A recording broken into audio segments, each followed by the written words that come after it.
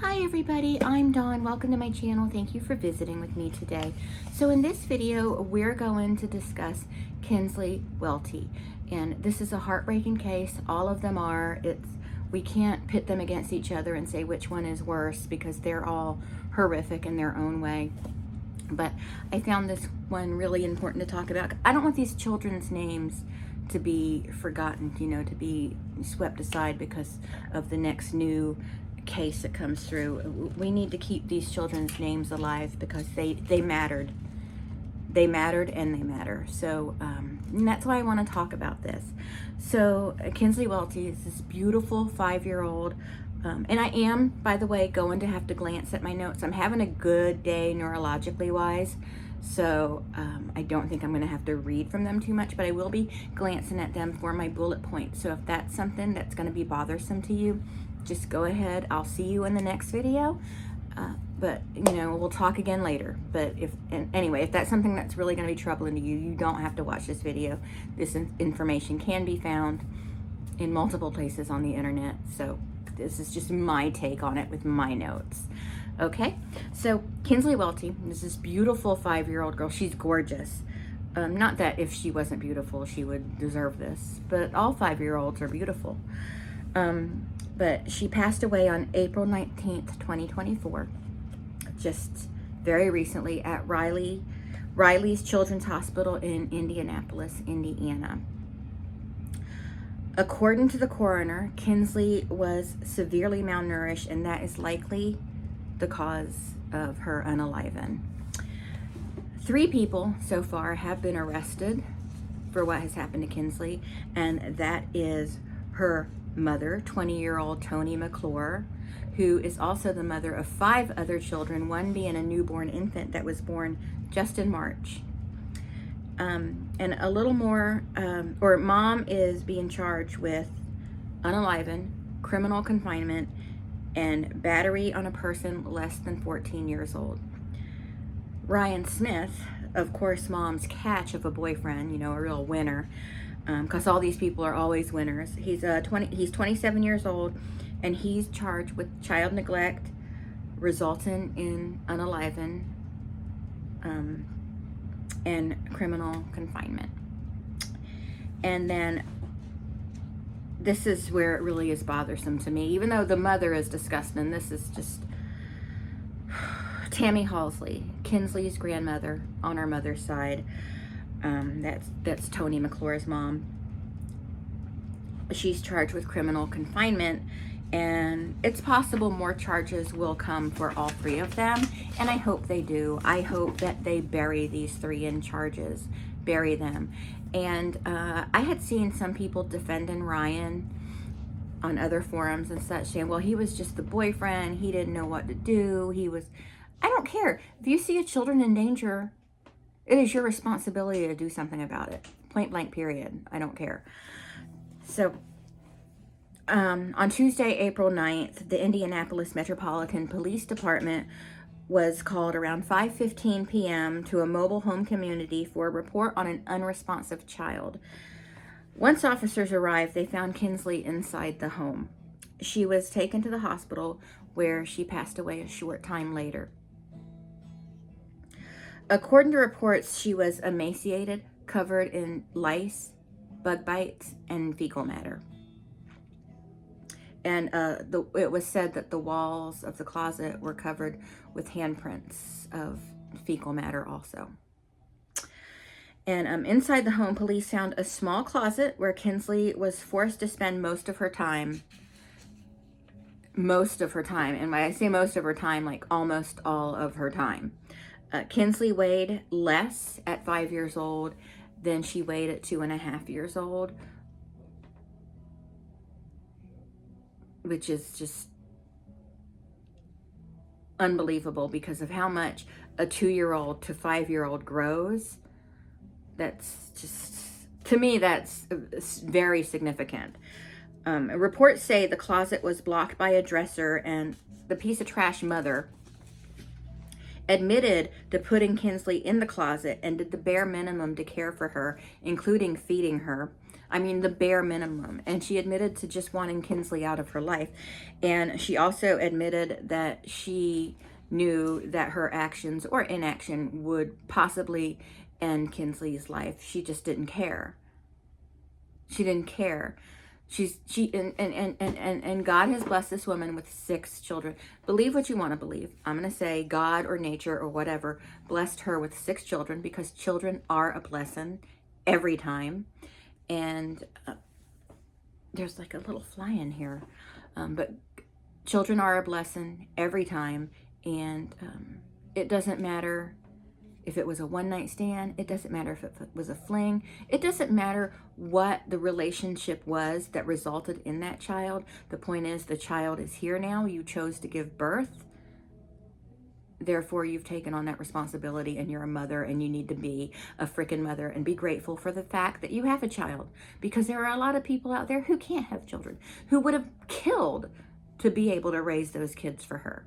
But now, not only, and all the children were neglected. This is according to the fraternal grandparents. All 6 children were neglected, but Kinsley got the worst of it, and we will get to that. But yeah, she knew that she voiced that her actions, she knew her actions would eventually end Kinsley's life. She just really didn't care. She didn't care. And she did neglect all of her children. I'm not sure if all 6 children lived there. I know the 5-year-old lived there, and I know the infant lived there. 5-year-old Kinsley and the infant. And if Kinsley was, so we'll get to this part, Kinsley was malnourished at 3 weeks old too. So that makes me concerned for how this infant is doing. And I'm sure all of the children have been thoroughly examined since then. And as I find information about that, if I find any, I mean, they are minors, it may not be made available. But if I do see anything said about the condition of the other children, I will get back to you on that.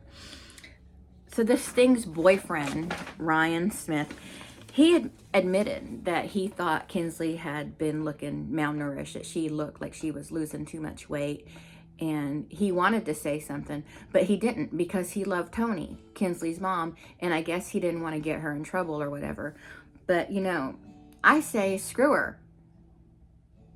There are other fish in the sea. You need to protect the child.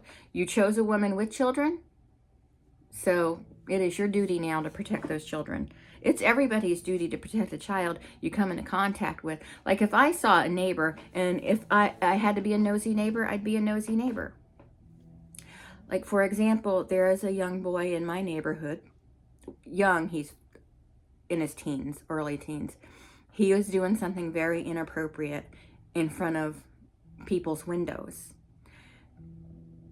And he had to be handled, and we had to get this information to his mom. Not necessarily the same thing as being ABUSED, but still we needed to make sure that this child was protected, because he could have been doing what he was doing in front of a pervert's window or something, and that would have probably been the end of him. So, totally different story, but what I'm saying is it takes a village, I guess is what I'm trying to say. And it's important to mention that Tony did time for neglecting Kinsley when she was just 3 weeks old. Kinsley went to stay with her fraternal grandparents while mom served a whopping 21-day sentence in jail. Not even prison, just 21 days in jail.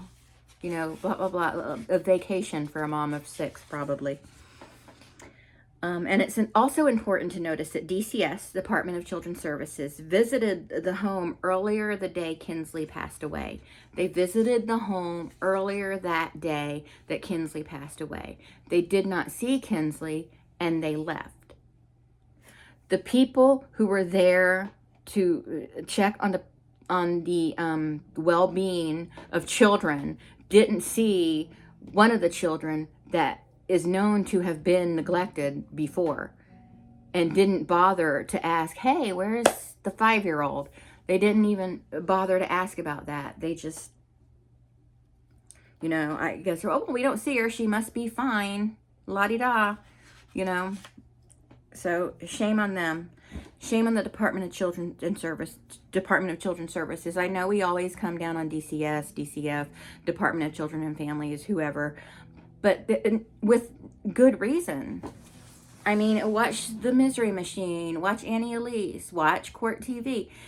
All the time, every time, DCS has let them down. Whatever that community's form of child protection services is, lets these kids down every single time.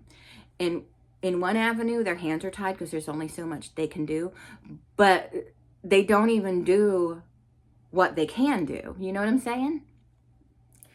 So yeah. So let's get back to when Kinsley was 3 weeks old. The police officer on the set, or on the scene at the time, reported that the home was in the worst condition he had ever seen in his life, and noticed a malnourished 3-week-old. And mom was arrested and formally charged with neglect when, again, she served just 21 days. Just 21 days. And I don't know how long after she got back out, I don't know how long after she got released that she got custody back of Kinsley, but she did get it back. But I don't get it. Why didn't she just surrender Kinsley? So her fraternal grandparents were taking care of her, Tricia and Brian Welty. And they said the second time, because there was a second time that Kinsley was removed from Tony's care, she was covered in bruises, head to toe in bruises, and had clumps of hair that was missing from her head. And still, even after that, she was returned. When she came to us the second time, she was bruised from head to toe. She had clumps of hair missing throughout her whole head. And she was given back? And she had already tried to starve her to death when she was 3 weeks old. And they gave her back.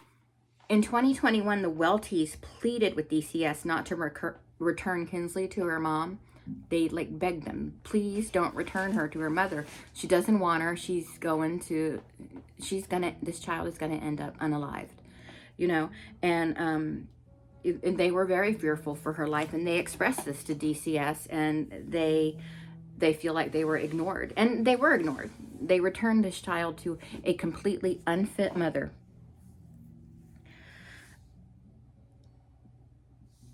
The Weltys said the warning signs were reported, that everything was always reported, and Kinsley temporarily lived with the Weltys twice after other reports of ABUSE and neglect. She lived with them after the 3-week case and the case where she was bruised from head to toe and had clumps of hair missing.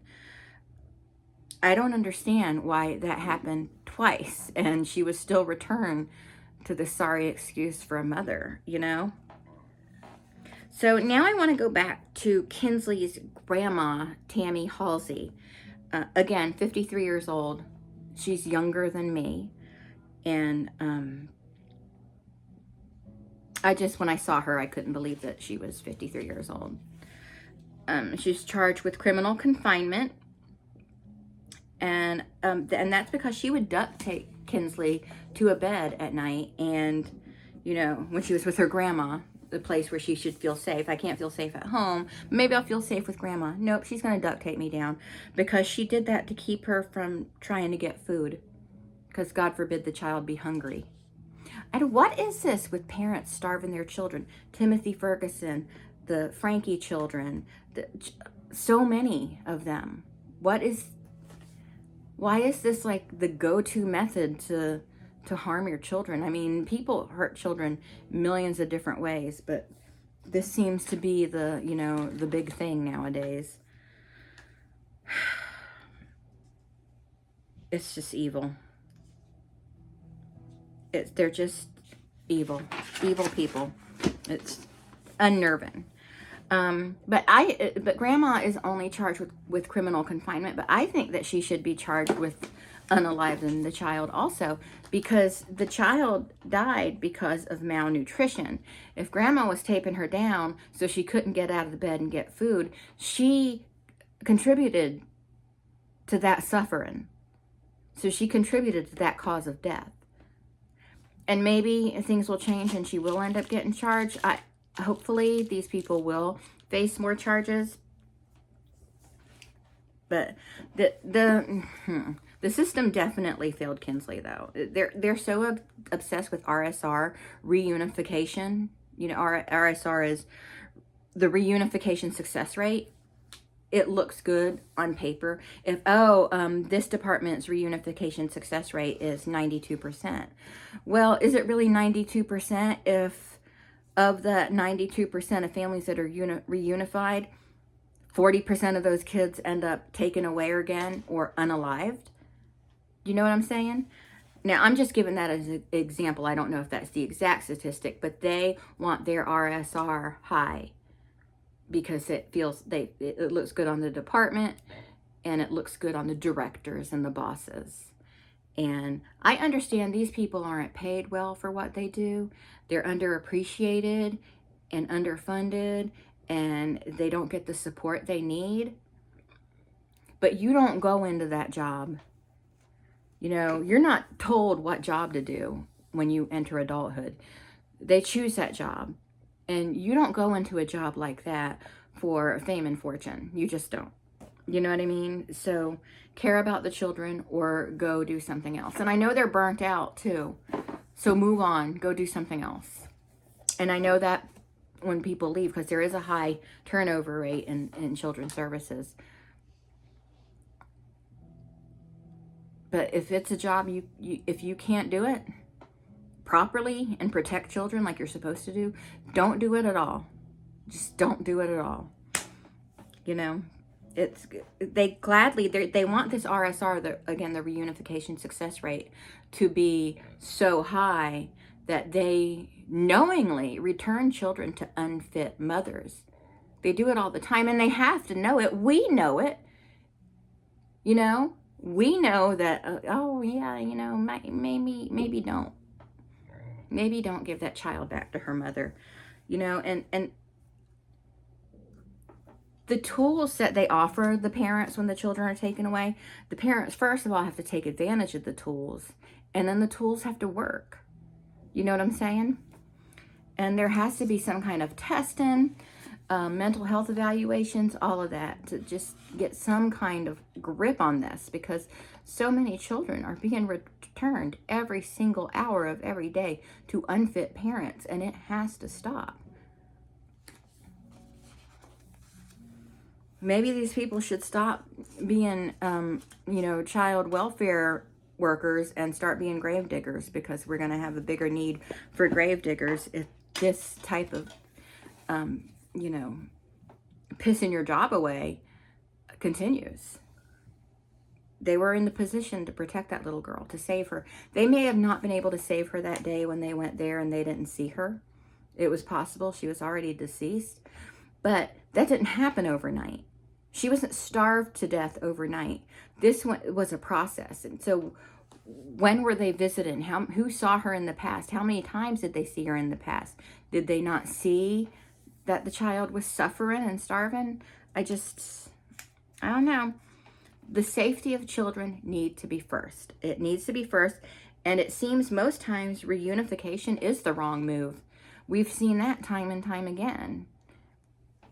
Reunification isn't always the way. Sometimes returning a child to the parents is the wrong move. It just is. And this woman was clearly, obviously, completely unfit. And that they didn't see that is disgusting. It's disgusting. But reunification is great if it works, but it didn't work this time. And it seems to me it rarely works. And it's not a game for DCS to play to pad their numbers. It's not a game. It's a child's life. And too many times they have failed children. And it has to stop. So that is Kinsley's story, as I told it. And there is a lot of media out there about her, and I do suggest you go read up on her. There is a recent article about her fraternal grandparents demanding change in, you know, child protective services. So that is a topic I think that needs to be talked about. Of course, YouTube doesn't like those topics. So it's weird on YouTube. You can literally watch someone feed themselves to death or starve themselves to death, but you can't talk about issues that are really plaguing people, you know, because, oh no, that's not advertiser friendly. But the thing about that is, I think most YouTubers that do videos where they discuss these CA cases, they don't care about the monetization. They care about the video being pushed out. The videos are being suppressed. When they're not viewed as advertiser friendly, the videos get suppressed. So that's why we jump through hoops and say all these crazy terms and stuff to try and keep our videos, you know, advertiser friendly. But sure, go watch Amberlynn or Foodie Beauty or Eugenia Cooney end themselves on camera.